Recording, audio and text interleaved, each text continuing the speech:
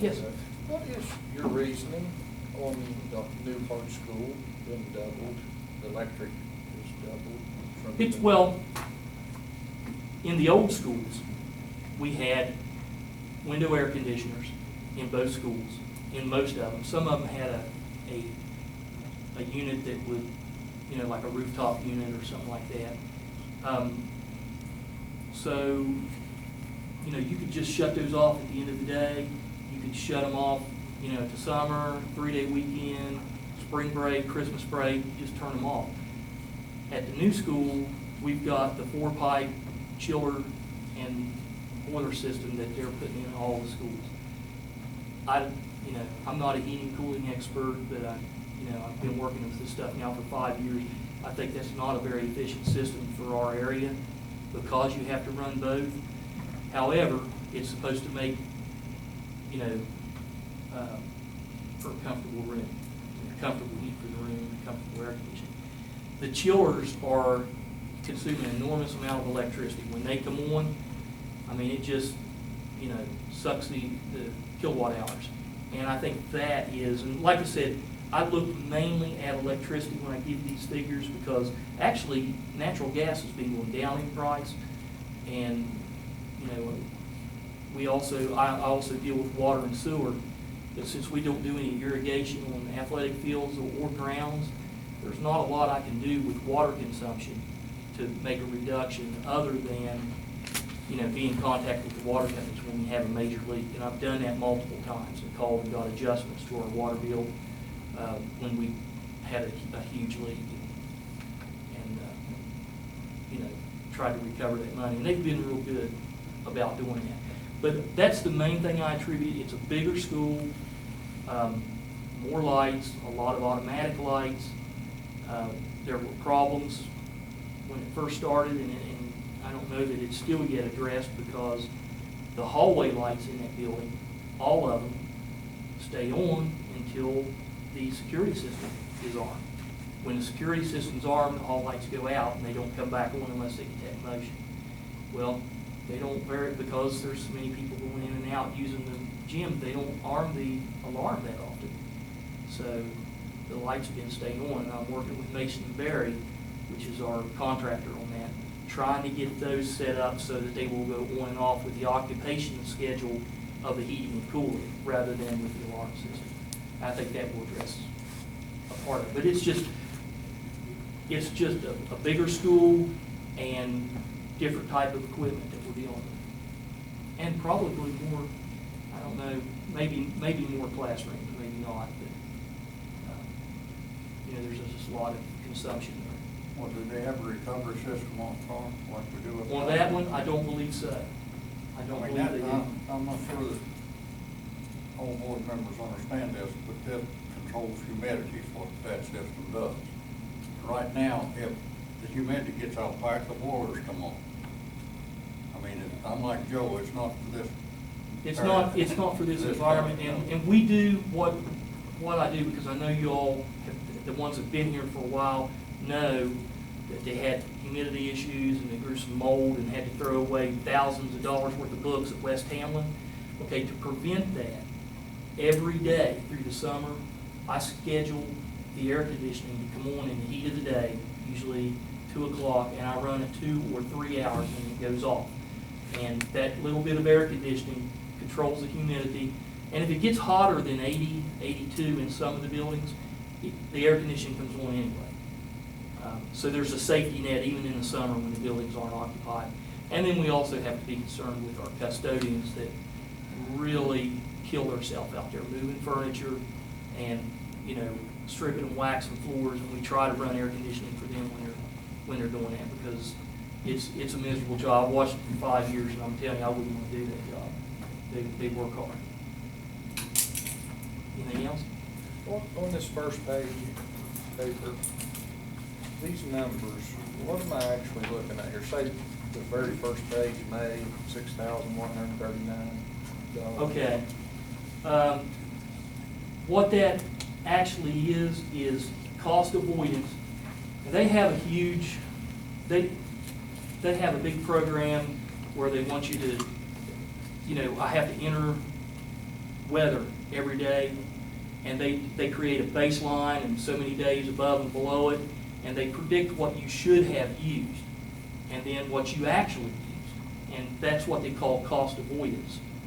The percentage, as you can see, the very first month I was on the job and I didn't know what I was doing. A lot of people tell I still don't know what I'm doing. 10.8% cost avoidance from the previous year. Do what, Fred? I wasn't gonna say that. I was getting it before you did.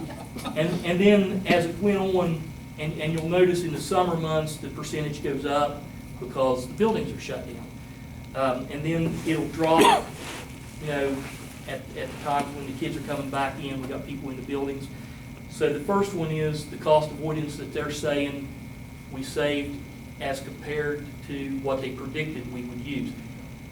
That could be tricky, and I don't like that, and that's why I usually come in and give you all actual usage numbers, because if you sit down and add them up, which I did when, I don't know if you've got a copy of it, but if you sit down and actually add up how many kilowatt hours we avoided and multiply that by roughly 10 cents a kilowatt hour is what we're paying when you figure in demand charges and everything,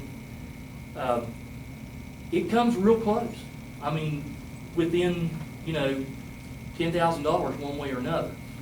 So I trust the predictions they're making, and like I said, they're a national company, and I'm sure they'd be out of business now if they were hoodooing everybody. But I didn't, you know, they like to talk about trees planted and cars off the road, you know, stuff that a lot of times in coal mining areas, I raised this at one of their national conferences, you know, they need to come up with something else to talk about, because that probably doesn't fly well in West Virginia and Kentucky and, you know, Southern Illinois. They need to be able to talk about something else. So I started looking at usage alone and what are we actually saving. And in some years, we actually saved more than they predicted, or what their cost avoidance figure is, and that's a hard thing to understand. It's like your wife going to the mall and shopping the sales and coming home and tell you how much money she saved you. You know, it's hard to get a grasp of.